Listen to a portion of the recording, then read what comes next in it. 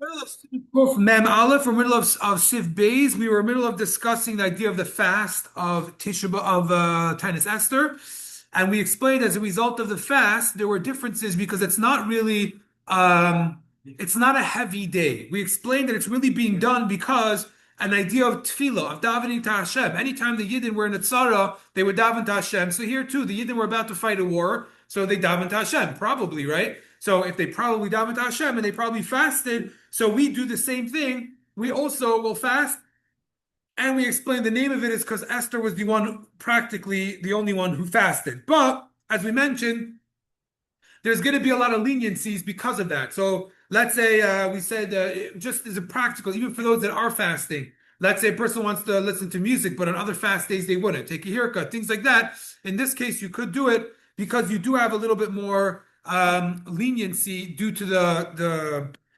source, I guess, of where it comes from. Now, continues and he says,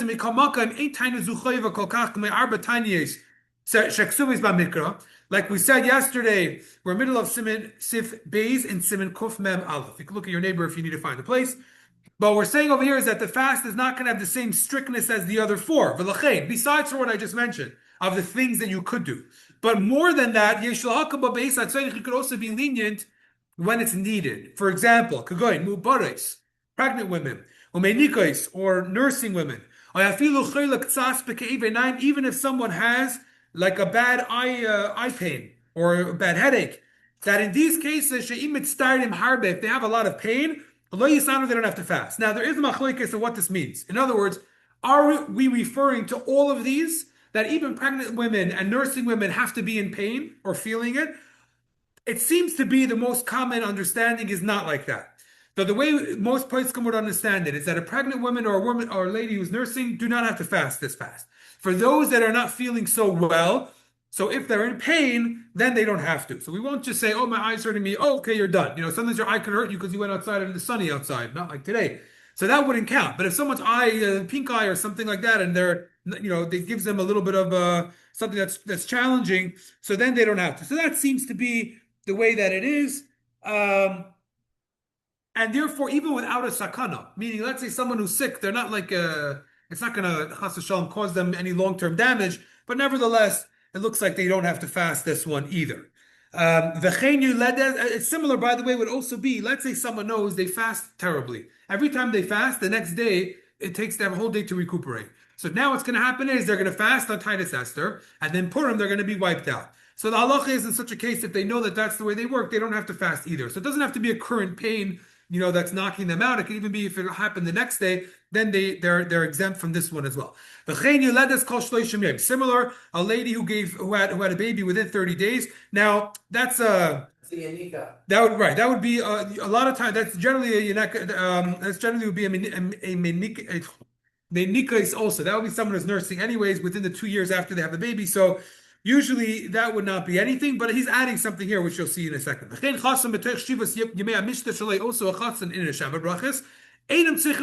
They don't have to fast, but the yifru as a tainis achakach. The chasen should make up the day later. I'll explain in a second. Now, avashar habriyim, but let's say it's a regular healthy person. Yeah, lo yifrishu as atzma min hatzibur. They shouldn't just decide, you know what, I'm not in the mood. No, it is a very serious fast. We're not taking away from the seriousness just because we're giving leniencies. So the chasam, in this case, he should make it up. We'll see. I'll explain soon why at the end of the next thing. Even if someone is traveling, the kashel lovely sanis, and it's going to be challenging. It's not going to be so easy. You're on so become makam tzarich lisanis, they should fast anyway. So for example, one year I was flying somewhere, and I think I was adding time. How could that be? I was going west, I guess. I was adding time to the fast. But the Kitzur, you have to fast anyways. Even if it's going to be longer, even if on the airplane you get dehydrated, you still need to fast. We're not making a joke out of it. Now, even also, as we'll see a little bit later, that even someone that let's say you're flying, for example, and this is not exactly directly related to this, but a little bit. Let's say you're flying and you don't have the Megillah with you. And now the fast is over, so you want to break your fast. Really, you're not supposed to. The first thing you should really do is really hear the Megillah.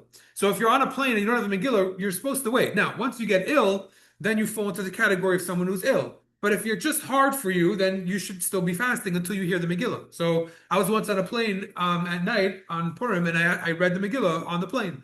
I mean, I had one with me, Baruch Hashem, so I was able to do it. But and then you break your fast. But if not for that, you really shouldn't break it. Now, if you're sick, then it's another conversation. So then we could have a different talk. But if the person's not sick, they're just fasting and they don't like fasting, you have to wait till then in order to do it. Yeah, you had a question?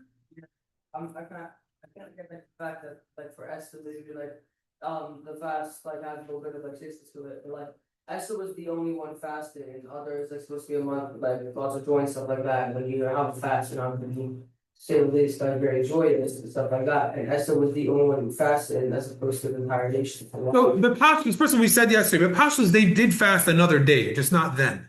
They probably fasted a few days before. But also, one second, but also once the community accepts a fast, it becomes a communal fast. So this is a fast that was instituted all the way from then. So it became a Tainus Sibur. Why? Well, like they were supposed to fast, they couldn't because they were. So I think they did fast a different day, but it doesn't matter. Meaning the next year or 2 years later, when they instituted it, then it was accepted by everyone. So it became a communal fast.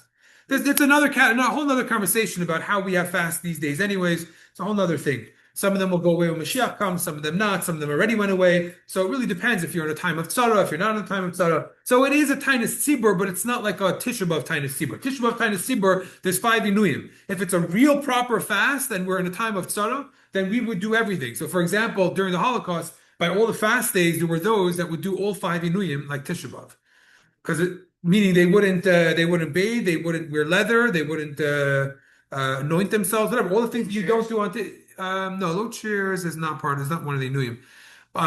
Whatever, they would do all those 5 things but that's another conversation. We'll leave that aside for now. The point is that it's not this, it is a Tainus Sibur, but it does have leniencies. Okay. Sif Yud Gimel. B'yem Arba Asar l'Chedesh Adar Hu Purim.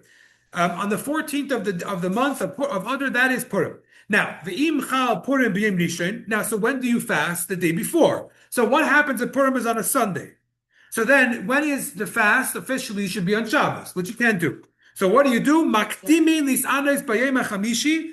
You move it up to Thursday. Now, you may remember that usually when you have a fast on a day you can't fast. Let's say Tisha B'Av is on Shabbos. So when do you fast? So when? To Sunday. So if Purim is Sunday and the fast is supposed to be Shabbos, when should you fast? Why? You should do Monday. No, so you push it off. Do Monday. Usually, why not? That's what you do on Tisha B'Av. That's what you do by Sarah B'Tei. That's what you do by all the other Yom Tovim. What? No, but the fast doesn't Yom Tov for 2 seconds. No, so the Vart is like this. The Vart is like this. Usually, the reason why we don't move a fast up is because there's an idea that you don't want to do what's called Maktimin Puraniyos. The fast days are heavy days. They're days that are commemorating very sad events. So you don't want to do it earlier. You push it off. So it comes Tisha B'Av, you push it later. You don't do it earlier. Masha'inkein, this fast, like we mentioned, is not a heavy fast per se. It wasn't a tragedy. And therefore, we could do it earlier. So therefore, we do it earlier. Now, when is earlier? Chamishi on Thursday. Why on Thursday? Why? Oh, very. Shabbos. No, so why not? Because why? You push it back, and then you're going to end up fasting on Shabbos. No, you're not going to fast on Shabbos. But Friday, we don't like fast on Friday.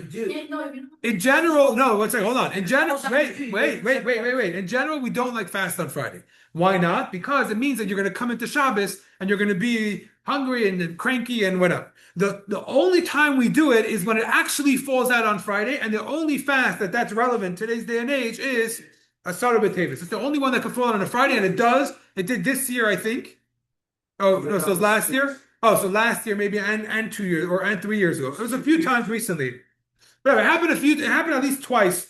Pretty sure since I moved here. It happened twice recently. So it does happen on occasion, and then we do keep it on Friday because especially Asara B'Tevis, it's even though it's not as big as Tisha B'Av in some way or Shiva Sabatam was, but in the other way, and you're right, exactly. And the other way, it's even worse because it started everything. That's the day that they first laid siege. So that's actually the worst in a certain sense. If it fell out on Shabbos, we would actually fast on Shabbos. It can't fall out on Shabbos anymore, but when it falls out on Friday, we do keep it on Friday. Ma'ashenkein here, you don't do it on Friday. Over here, you do it on Thursday because you have the option. Now, v'im yesh az bris mila. Let's say someone has a bris and it's on Thursday. So yasu es suda balayla. You still shouldn't eat on the day of the fast. You should make the suda later. So you do the bris maybe later in the day, whatever. It's the details we'll leave for later. But you do the Suda later. The sandik, the one who holds the baby, he's actually called the balabris, and the father of the baby. They could eat that day. So they'll have a semi-suda on this Tainus Esther on Thursday. And by the way, the moil could also, not the kvata, but those three people could break their fast.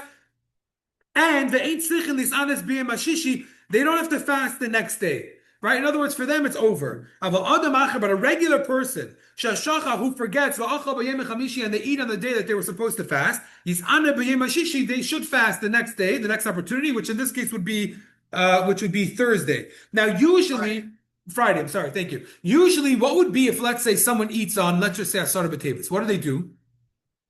You continue fasting. No, yeah, but you continue fasting. Why?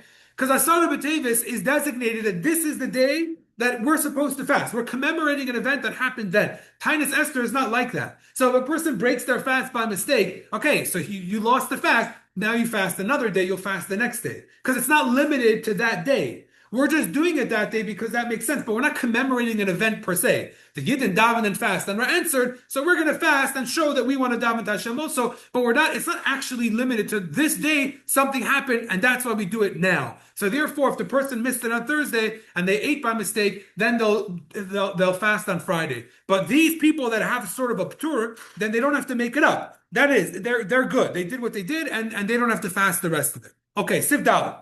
So far, so good? Let's do on the bottom where you see, we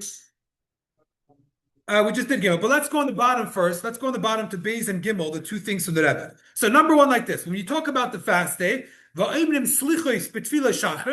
slichos by Shachris of Tainus Esther, and also Avinu Malkeinu. In other words, we treat it like a regular fast day. Now, let's say Purim is a Sunday.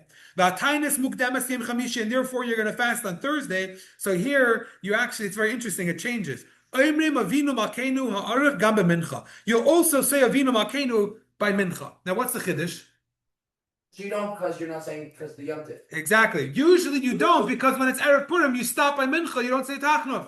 So you don't do Avinu Malkeinu. But here, even though it's Tainus Esther, because you're doing it on Thursday, so then Friday is not Purim. So you could do Tachnun by Mincha. So you do Avinu Malkeinu.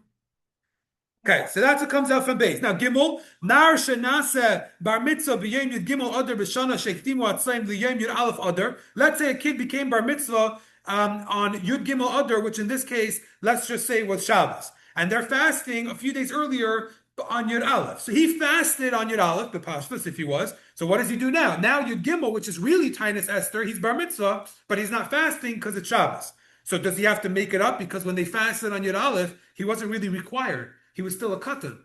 So the halacha is Mekayim Choyvas Atainis B'Mesha Yatzum B'Yom Yud Aleph. So the Rebbe says about this that no, he doesn't have to fast again. If he fasted on Yud Aleph, it's good enough. Well, Yud Beis technically, but it doesn't fall out that way because it's Thursday, it's not Friday. Yud Aleph, right? It's when Purim falls out on Sunday, you take it up to Thursday, which is Yud Aleph. Yeah, so your bar mitzvah is Yud Beis. Oh, if your birth, yeah, no, because. Your mitzvahs on your days. No, because the point is. You wouldn't be bar mitzvah. Right. Yeah. Technically, right. Yeah. Same thing. Correct. Yeah. Very good. Okay. So now weiter. Sif Dalet. The covered on Megillah. When it comes to the Megillah, it's a very important mitzvah. So you should big day Shabbos mi ba'erev. You should already change into Shabbos clothes or a cow costume, whatever you're wearing. You should already do it the night before. Ukashabami beis haknesses. When you come home from shul, it's a Yom Tiv. So yimtza bebeisa. You should already find in your home, meaning it should be set up. Neiros dolkim, candles, v'shulchan aruch, a set table, umitum mutzas, and the beds. Again, in those days they would make the beds. It was a sign of a Yom Tiv. So you should have all that set up. Now, Arvis, when it comes to Maidiv, l'achar Shmoyne Esrei, oimrim Kaddish Shalom im Tiskaba. So after Maidiv, after Shmoyne Esrei, you do Kaddish with Tiskaba, meaning you finish the Tefillah. Tiskaba means what? Tiskaba Tzeloisin of Usin, which means that Hashem should accept our Tefillahs, which basically means you're finished the Tefillah. So you say Tiskaba after Shmoyne Esrei. And you do that because you don't want to make a hefsek. After Maidiv, you're going to go and you're going to do the brachas, everyone's going to come together, you're going to wait, you're going to read the Megillah, it's going to be a whole to-do. So better finish up davening, even though technically none of that is a hefsek. But Bepashtus, people are going to go, they're going to get their wives, they're going to go upstairs, their kids, and this. So therefore, you finish davening, you say tiskabel. It's not a normal, you're not used to this process, so better to do it this way. Now, achar kach, and after the Megillah, oimrim va'ata kaddish. We say the capital of va'ata kaddish. You don't say another kaddish then, by the way. Now, why do we say va'ata kaddish? Because shehu b'mizmor lam natseach ala yelas hashachar. Because this is extracted from the capital chabeis that has inside of it the psukim of lam natseach ala yelas hashachar. Right? What does it mean? Lam natzech means to the choir master. Alayelas hashachar. What's ayelas? Ayelas could either mean a musical instrument. It could also mean the morning, ayelas hashachar, which is referring to the Yidden. It could also refer to Esther. She was like a baby